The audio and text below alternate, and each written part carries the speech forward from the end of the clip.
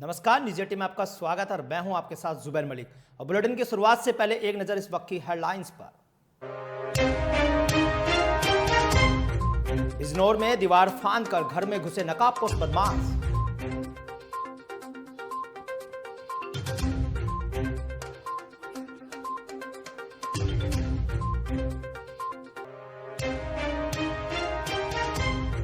Kasganj police को मिली बड़ी कामयाबी, हत्याओं का किया खुलासा।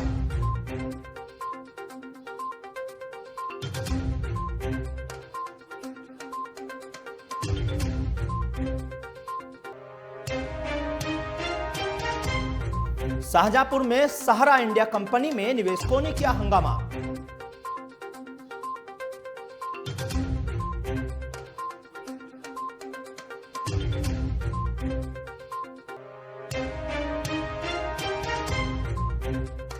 और कासगंज पुलिस ने किया अवैध असला फैक्ट्री का खुलासा।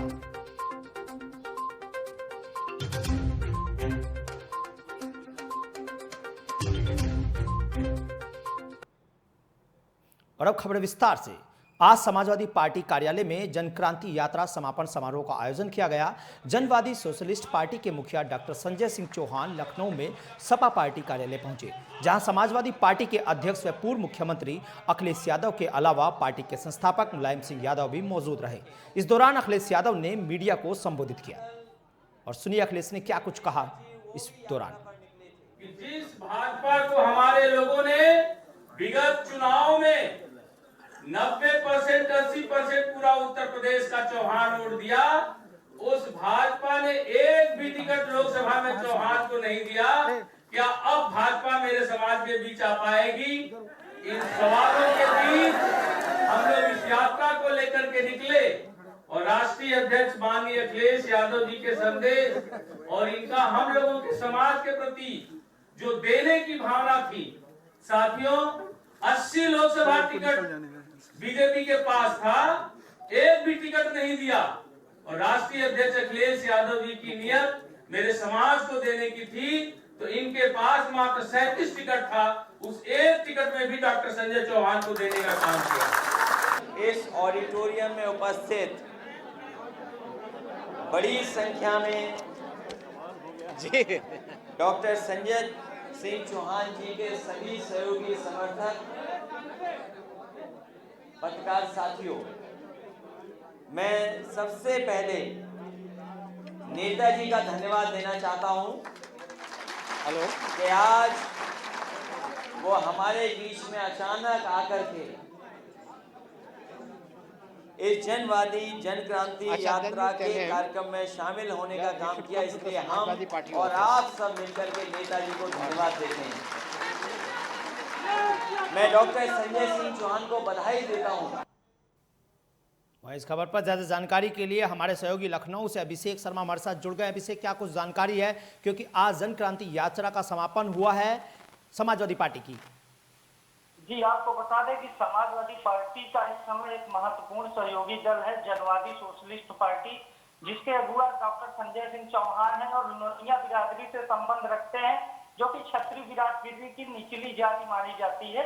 तो इसका दबदबा पूर्वांचल के लगभग 10-15 सीटों पर है। कहने को तो संजय सिंह चौहान ने कहा कि हमारी पकड़ 100 सीटों पर है, लेकिन इनकी आबादी ही केवल 1.22% है। तो यानी 10-15 सीटों पर इनका दबदबा है और इसी को देखते हुए, ध्यान में रखते हुए समाजवादी पार्टी इनको अपने साथ लेकर चल रही है और इनसे गठबंधन की है, तो जिसका असर पूर्वांचल की राजनीति में देखने को मिल रहा है। अभिषेक, जैसा कि आप बता रहे हैं 10 से 15 सीटों पर इनका अच्छा खासा दबदबा है, तो क्या आगामी 2022 विधानसभा चुनाव में इनका कोई रुतबा रहने वाला है समाजवादी पार्टी के लिए?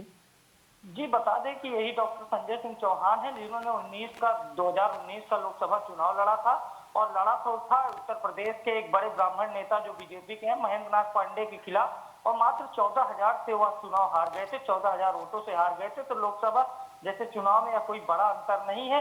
फिलहाल बात की जाए तो चंदौली व आसपास के पूर्वांचल के जो जिले हैं वहां पर इनका प्रभाव है, लेकिन अगर यम और वाई फैक्टर के साथ मुस्लिम यादव समीकरण के साथ इनका वोट बैंक जुड़ता है और समाजवादी पार्टी से इनका गठबंधन अगर आगे भी बरकरार रहता है तो कहीं न कहीं बड़ा सियासी लाभ देखने को मिल रहा है। चलिए, आपका बहुत बहुत शुक्रिया, लेकिन फोन लाइन पर हमारे साथ बने रहे। अभी आपसे फिर जानकारी लेंगे।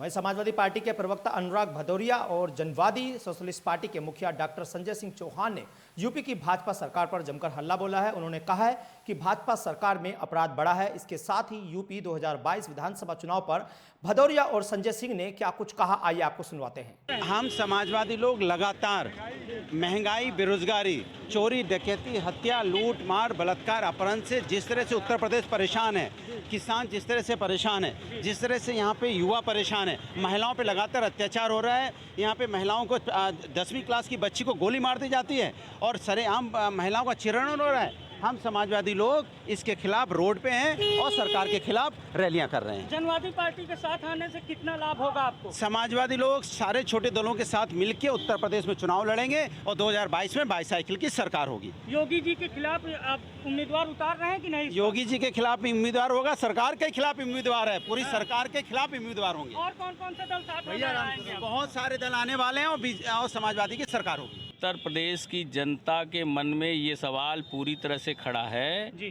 कि भाजपा कोरोना काल में लाखों लोगों को ऑक्सीजन के अभाव में मार दिया, महंगाई बढ़ा दिया, बेरोजगारी का दर बढ़ा दिया, शिक्षा महंगी कर दिया और सब किसानों को रोड पर ला दिया। तो इन सारे सवालों को लेकर के जनता खड़ी है।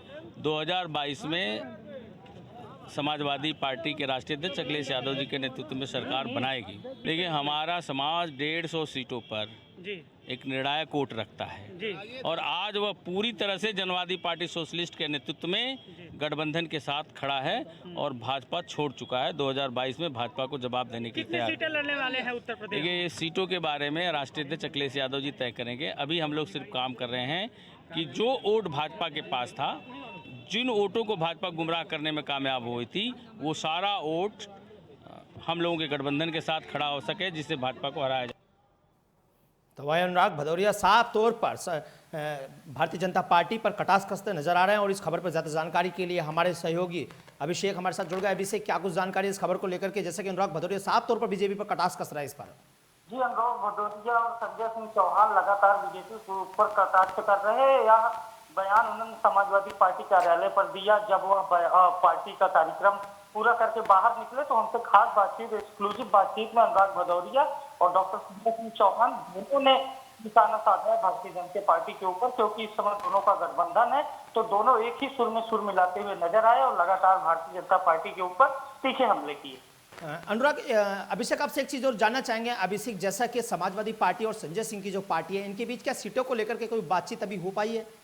जी, हम अगर अंदर खाने की बात बताएं तो 10 सीटों से ज्यादा नहीं देने वाले हैं समाजवादी पार्टी के लोग इनकी पार्टी को, संजय सिंह चौहान की पार्टी को, क्योंकि जब राजनीतिक दल के साथ आप जुड़ते हैं तो आपके पास भी बेस होना चाहिए। इनके पास नुनिया वोटर बेस है, लेकिन इनका एक राजनीतिक इतिहास ये भी रहा है कि इन्होंने आज तक कोई भी चुनाव नहीं जीता है। चलिए, तो ऐसे में बड़ा दांव नहीं खेलने वाली है सपा के ऊपर। ज्यादा से ज्यादा 10 से 15 सीटों के बीच में इनको सीट दी जाएगी।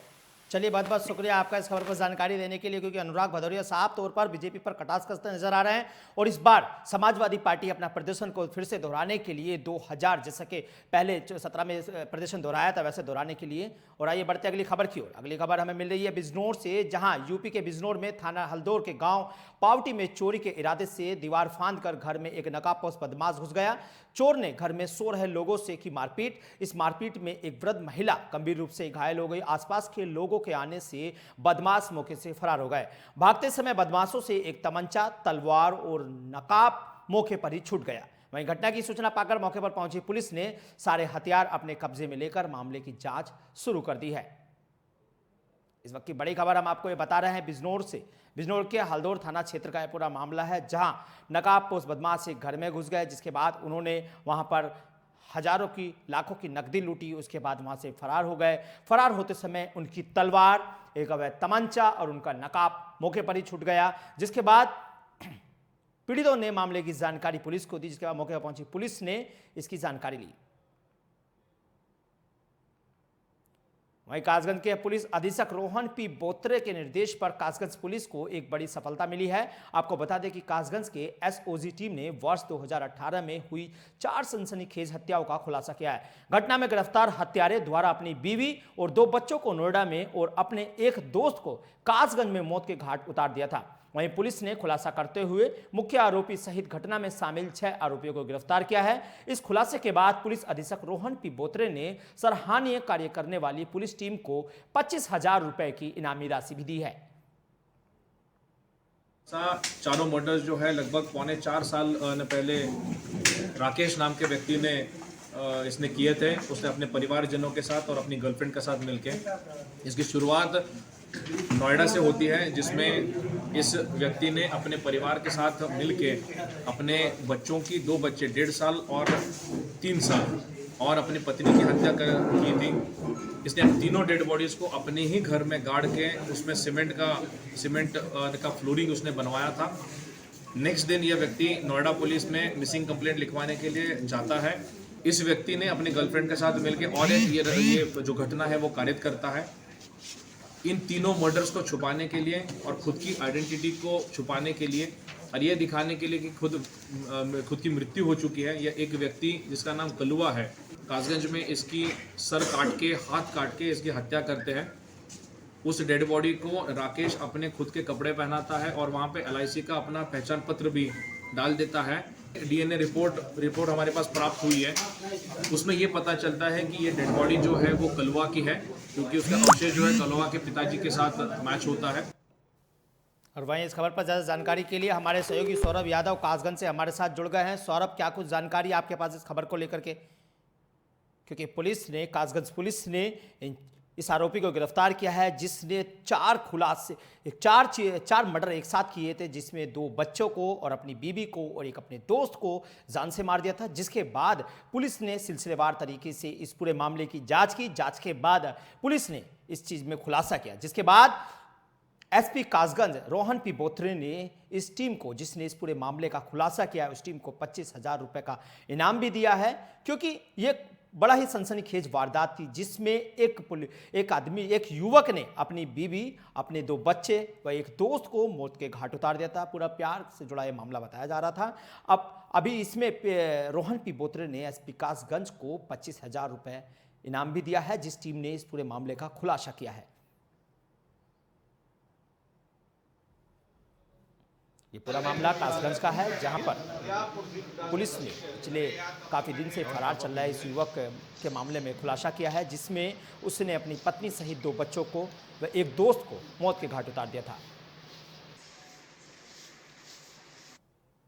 शाहजहांपुर जनपद के थाना सदर बाजार के कटियार टोला मोहल्ले में स्थित सहारा इंडिया परिवार के कार्यालय में निवेशकों ने आज जोरदार हंगामा किया।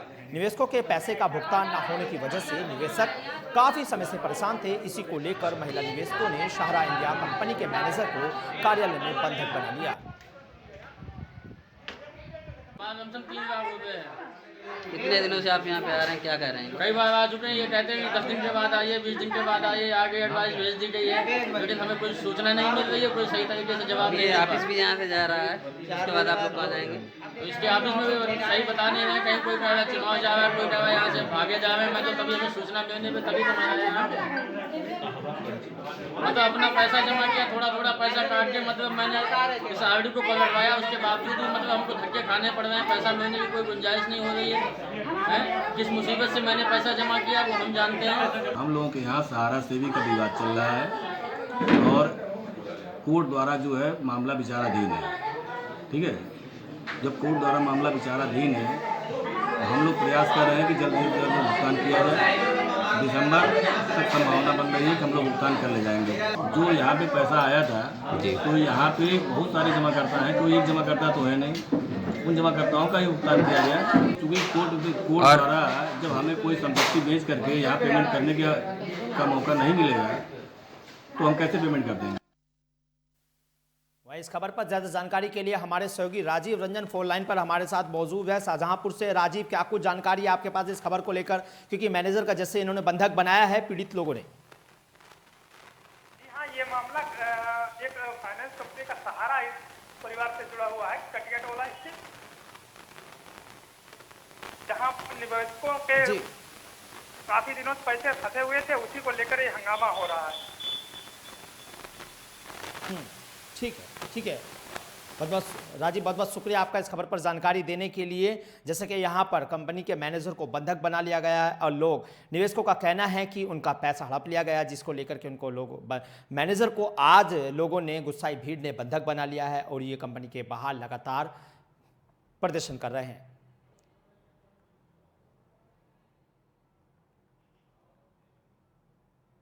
कासगंज जनपद की कोतवाली अमापुर पुलिस ने अवैध हथियार फैक्ट्री का खुलासा किया है। पुलिस ने कार्यवाही करते हुए अवैध असला बनाते एक आरोपी को मौके से गिरफ्तार किया है, जिसके कब्जे से पुलिस ने 10 तमंचे व कई अवैध तमंचे सहित तमंचे बनाने की भारी संख्या में उपकरण बरामद किए हैं। जनपद में पिछले 40 दिनों से लगातार एसपी कासगंज के निर्देश पर अवैध असलाहों का खिलाफ पुलिस का अभियान जारी है।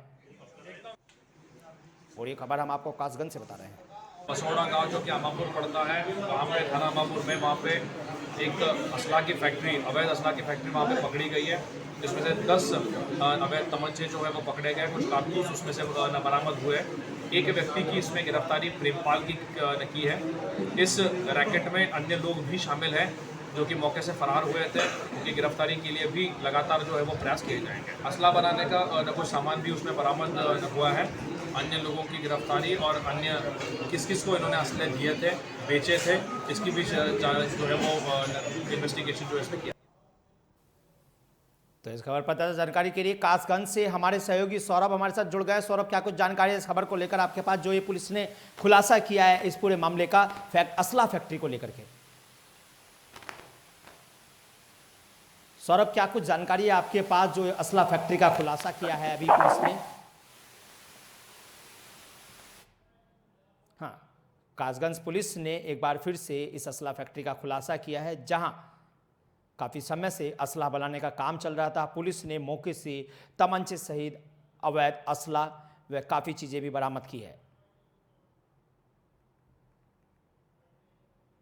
यूपी के कई जिले इस वक्त डेंगू की चपेट में हैं, जिसके बाद योगी सरकार डेंगू को फैलने से रोकने के लिए हर जरूरी कदम उठा रही है। सहारनपुर में डेंगू और मलेरिया के कारण वायरल बुखार का प्रकोप बढ़ता जा रहा है। इसी के चलते सहारनपुर नगर निगम अब अलर्ट हो गया है। निगम क्षेत्र के कई ग्रामीण इलाकों में एंटी लार्वा का फॉगिंग अभी से कराई जा रही है। सहारनपुर के नगर स्वास्थ्य अधिकारी डॉक्टर कुणाल जैन ने आज नगर निगम की टीम के साथ कई गांवों का तालाबों व नालियों में एंटी लार्वा का छिड़काव करने के साथ फॉगिंग भी कराई। नगर स्वास्थ्य अधिकारी डॉक्टर कुणाल जैन का कहना है कि डेंगू की रोकथाम के लिए निगम क्षेत्र का गांव में एंटी लार्वा छिड़काव किया जा रहा है। साथ ही लोगों को डेंगू मलेरिया से बचाने के लिए जागरूक भी किया जा रहा है। डेंगू को देखते हुए कि हमारे अभी नगर निगम क्षेत्र में फिलहाल डेंगू का कोई केस नहीं है, फिर भी हम नगर निगम अलर्ट है और एंटी लार्वा का छिड़काव प्रत्येक वार्ड में किया जा रहा है। विशेष तौर से आज हमारे ये वार्ड नंबर 8 में, जिसमें 13 गांव लगते हैं, उसमें हमारा एंटी लार्वा का विशेष अभियान चला है, जिसमें जहां भी पानी का ठहराव है, नाली है, तालाब है, वहाँ पे सब हम पूरा एंटी लार्वा का छिड़काव किया जा रहा है। बहुत अच्छी पहल थी। पहले हम लोगों ने बहुत नुकसान उठाया था। करीब लगभग 27 आदमी जो हैं हमारे वार्ड से जो है डेंगू की वजह से जो है मौत की घाट को चले गए थे और 17 आदमी चकदेवली से ही जो है मौत को प्यारे हो गए थे वो। तो इस एंटी लार्वा को जैसे आज ये पहल है, इसी तरह अगर ये चलती रही नगर निगम के द्वारा तो हमारे वार्ड में एक भी डेंगू से मौत नहीं होगी और बीमारी से, मलेरिया से भी मौत नहीं होगी। नगर निगम अलर्ट है। मैं आज देख रहा हूँ, काश हम पहले से इस तरह के अभियान अगर चलाते तो हम इतना नुकसान जो हमें हुआ है वो ना उसकी भरपाई कर पाते। जो हमने नए नए बच्चे जो हैं हमारे से जो है ना वो मौत की घाट को प्यारे हो गए, वो बचा सकते थे हम लोग। छत्तीसगढ़ के रायपुर से करीब 8 माह पहले गायब हुई महिला आरक्षी पुलिस की लेडी मथुरा के वृंदावन परिक्रमा मार्ग स्थित बाल किशन आश्रम के समीप से बरामद हुई है। महिला आरक्षी के मोबाइल लोकेशन को ट्रेस करती हुई रायपुर के थाना न्यू राजेंद्र नगर के सब इंस्पेक्टर गुरविंदर सिंह संधू एक महिला और एक पुरुष आरक्षी को साथ लेकर बुधवार को वृंदावन आए। बताया गया है कि महिला आरक्षी अंजना सहित परिक्रमा मार्ग में किराए पर ठगी कंठी माला की दुकान चलाकर अपना जीवन यापन कर रही है। थाने लाकर पूछताछ करने व साथ ले जाने की बात सुनते ही नाराज महिला थाने से भाग निकली। पुलिस कर्मियों को समझाने पर भी महिला नहीं मानी और सड़क पर बैठकर जमकर हंगामा करने लगी। काफी देर बाद महिला को समझा बुझाकर थाने लाया गया, जहां महिला आरक्षी ने रायपुर पुलिस के साथ जाने से इनकार कर दिया। मजबूर होकर रिजाइन दे के आई हूँ। और इन लोग ना जानबूझ के सब लोग मिल के मेरे घर परिवार सबको मिलवा के मेरे को जबरदस्ती वो कर रहे हैं, इसमें गुमशुदगी का रिपोर्ट करवा रहे हैं, जबकि इनको सबको पता है कि मैं वृंदावन में हूँ। ऐसे क्या कारण रहे कि आपको? मैं 2007 से जब ज्वाइनिंग हुआ था, तब मैं जब ट्रेनिंग कर रही थी 2009 में, तब वहाँ पर महिलाओं का शोषण किया जाता था ट्रेनिंग सेंटर में। छुट्टी नहीं दिया जाएगा आप लोगों को, आप लोग को परेशान किया जाएगा। तब भी मैं उस समय कंप्लेन की थी। फिर 2016 में जब मैं ड्यूटी कर रही थी रायगढ़ में, जब मेरी पोस्टिंग थी, तब भी 2 पुलिस वाले के खिलाफ मैं कंप्लेन की थी। तो मैं लड़ाई लड़ने की वजह से विभाग की बदनामी होगी बोल के मेरे को पुलिस वाले सब मिल के परेशान किए और रिजाइन देने के लिए डीएम अवस्थी मेरे को मजबूर किया और यूबी चौहान, तब मैं रिजाइन दे के यहाँ आई हूँ। लेकिन आपकी माँ ने तो गुमशुदगी की रिपोर्ट लिखाई है। 30 जुलाई को घर में बंद करके रखे थे और मारना चाह रहे थे मेरे को। मतलब आपकी माँ आपके लिए ठीक नहीं है? वो भी ठीक नहीं है, ना मेरी मामा मामी, इन लोग सब मेरे को मिल के कोरोना के नाम से मेरे को 30 जुलाई को मारना चाह रहे थे। अंजना सहीद जो पिछले 8 महीने से लापता थी, उसकी मां का कहना था कि पुलिस वाले ढूंढ नहीं रहे हैं, जो कि उनके गुमशुदगी के महज 21 अगस्त को उनकी मां ने गुमशुदगी दर्ज कराई और आज हमने उनको वृंदावन में ढूंढ निकाला है, जो कि यहाँ के कोतवाली थाने की मदद से, उत्तर प्रदेश के कोतवाली थाने की मदद से इसको वृंदावन में ढूंढा। कुछ ये अभी कुछ असहज सी महसूस हो रही थी क्या? ये इनका कहना है कि मेरी माँ मेरे को बहुत प्रताड़ित करती थी, जिस कारण से मैं वहाँ वापस नहीं जाना चाहती। यहाँ मैं अपना व्यापार करूँगी, मेरी माँ मेरे को मार देगी, ख़त्म कर देगी, मेरा वहाँ कोई जीवन नहीं है। यहाँ मेरे बाकी बिहारी जी के मैं पास ही मैं मंदिर में ही जीवन व्यतीत करूँगी और यहीं रहना चाहती थी। तो ये वहाँ क्या करती थी? वहाँ ये पुलिस में थी, आरक्षक थी जी। वहीं इस खबर पर ज़्यादा जानकारी के लिए मथुरा से हमारे सहयोगी पवन शर्मा हमारे साथ फोन लाइन पर जुड़ गए। पवन, क्या कुछ जानकारी इस खबर को लेकर के, क्योंकि आरक्षी जो अंजना है, जो पीड़ित महिला है, वो साफ तौर पर कह रही है कि उसको जबरदस्ती प्रताड़ित किया जाता था, परेशान किया जाता था। क्या कुछ जानकारी है इसको लेकर आपके पास? जी बिल्कुल जुबेर, मैं आपको बता दूं, यह महिला 8 महीने पहले रामपुर से मथुरा आई हुई थी और इसकी जो परिजन है उनके द्वारा थाना रायपुर में गुमशुदगी की तलाश की रिपोर्ट दर्ज कराई गई थी। तो वहीं रायपुर की पुलिस द्वारा की छानबीन की गई थी, तो इसका मोबाइल ट्रेस करने के बावजूद आज ये मथुरा वृंदावन में पकड़ी गई।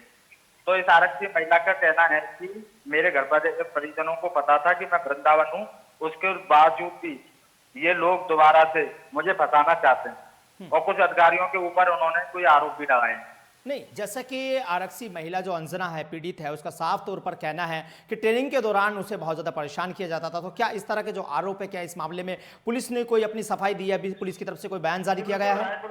रायपुर की जो पुलिस है, रायपुर की जो पुलिस है, उसका साफ तौर पर कहना है कि जो ये महिला है, ये कह रही है, इसमें कोई भी सत्यता नहीं है, पर ये महिला जो कह रही है तो कहीं ना कहीं तो सत्यता देखने को मिल रही है। इसी को सबसे बड़ी बात तो यह है कि जो ये आरक्षित महिला है अंजलि, इनका साफ तौर पर कहना है कि मेरे परिजनों को पता था कि मैं वृंदावन में रह रही हूँ, उसके बावजूद भी उन्होंने मेरी गुमशुदगी की जो रिपोर्ट है वो रायपुर में दर्ज कराई है। नहीं, यहाँ पर पवन सवाल ये है, जब वो उसने पहले ही लिखित में ये बात लिखित में दी थी या वो सिर्फ वर्बली बोल रही है मुंह से कि इस तरह से मैं ये वृंदावन, मतलब ये वृंदावन में जो महिला थी आरक्षी अंजना, क्या वो उसमें लिखित में दिया था वहाँ थाने पे जहाँ पे वो पहले पोस्टिंग थी? ये न्यू रायपुर में इनकी पोस्टिंग थी मैडम। जी जी, ठीक है, बहुत बहुत शुक्रिया पवन। चलिए इस खबर पर जानकारी देने के लिए, क्योंकि अंजना जो आरक्षी महिला है, इसका साफ तौर पर कहना है कि ट्रेनिंग के दौरान भी उसको परेशान किया गया और ये जब से वृंदावन में आई है, इस बात की जानकारी रायपुर पुलिस को पहले से ही थी। उसके बावजूद भी एक जवान के साथ और एक महिला कांस्टेबल के साथ आकर के पुलिस उसको जबरन मथुरा से गिरफ्तार करती है और उसको अपने साथ ले जाने की कोशिश करती है। लेकिन बावजूद इसके आरक्षी पुलिस महिला अंजना, जो पीड़ित महिला है, वो साफ तौर पर कहती है कि मैं किसी के साथ नहीं जाऊंगी और इस मामले की जानकारी पहले से ही छत्तीसगढ़ पुलिस के पास मौजूद थी।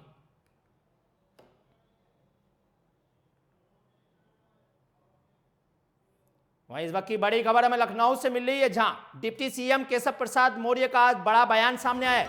इस वक्त की बड़ी खबर लखनऊ से हम आपको बता रहे हैं। डिप्टी सीएम केशव प्रसाद मौर्य का एक बड़ा बयान सामने आया है। उन्होंने कहा है कि 2022 चुनाव के बाद तय होगा कि सीएम केंद्रीय नेतृत्व और विधायक करेंगे फैसला। इस बयान के बड़े सियासी मायने हैं। यूपी के उप मुख्यमंत्री केशव प्रसाद मौर्य ने आज यूपी 2022 विधानसभा चुनाव को लेकर बड़ा बयान दे दिया है। केशव प्रसाद मौर्य ने एक निजी चैनल को दिए एक इंटरव्यू में बताया है कि 2022 में यूपी चुनाव में पार्टी 300 से ज्यादा सीटें जीतेगी और नतीजे के बाद केंद्रीय नेतृत्व और विधायक करेंगे सीएम का फैसला। केशव प्रसाद मौर्य के इस बयान के बाद अब यह कयास लगाया जा रहा है कि क्या भारतीय जनता पार्टी नहीं चला रही है। वहीं इस खबर पर ज्यादा जानकारी के लिए अभिषेक शर्मा हमारे साथ जुड़ गए। अभिषेक, क्या कुछ जानकारी इस खबर को लेकर के जो केशव प्रसाद मौर्य जी ने बयान दिया है? जुबेर जी बता दें, आपको विस्तार से थोड़ा सा बताएंगे, थोड़ा आपका समय लेंगे। यही केशव प्रसाद मौर्य है जिनसे बीजेपी ने पूरे 2017 के चुनाव में स्टार कैंपेन के रूप में प्रचार करवाया था, क्योंकि 52 से 54% वाले यूपी में, जहां 52 से 54% ओबीसी वोटर है, तो वहीं गैर यादव वोटों को साधने की जिम्मेदारी केशव प्रसाद मौर्य की थी और केशव प्रसाद मौर्य सफल हुए थे। कहीं ना कहीं ओबीसी समाज ने सोचा था कि केशव मौर्य ही, लेकिन ऐन वक्त पर संघ की एंट्री होती है और योगी आदित्यनाथ को सीएम बना दिया जाता है।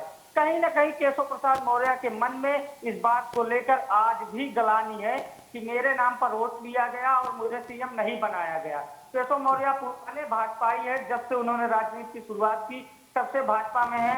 अगर वो इस तरह का बयान दे रहे हैं तो आपको समझना होगा कि इस समय उत्तर प्रदेश बीजेपी में और केंद्र की बीजेपी में सब कुछ ठीक नहीं चल रहा है। योगी आदित्यनाथ के लिए अब चीजें ठीक नहीं होने वाली हैं। जिस तरह का बयान दिया है केशव प्रसाद मौर्य ने, कहीं ना कहीं वो बड़े नेता है, बीजेपी के सांसद भी रह चुके हैं, केंद्र की भी जिम्मेदारी उनको दी गई है, यूपी की भी जिम्मेदारी वो निभा रहे हैं। तो कहीं ना कहीं केशव प्रसाद मौर्य का बयान बड़ा सियासी मायने निकालकर सामने कर रहा है कि आखिर यूपी में कुछ तो होने वाला है, क्योंकि केशव प्रसाद मौर्य का इस तरह का बयान देना कोई राजनीति में बचकाना बयान नहीं है। चलिए, बहुत बहुत शुक्रिया आपका इस खबर पर जानकारी देने के लिए अभिषेक, क्योंकि केशव प्रसाद मौर्य पिछड़ा वर्ग समाज का एक अच्छा खासा जाना माना चेहरा है, जो कि ओबीसी में अपनी अच्छी खासी धाक रखते हैं और ओबीसी के लिए एक बहुत बड़ा चेहरा है। और पिछले समय में जब चुनाव हुआ था 2017 में, उस समय केशव प्रसाद मौर्य ने भारतीय जनता पार्टी के लिए अच्छी खासी सीटें बटोरने का काम भी किया था। और बुलेटिन में फिलहाल इतना ही। देश से प्रदेश की तमाम खबरें देखने के लिए बने रहिए निजेटी के साथ।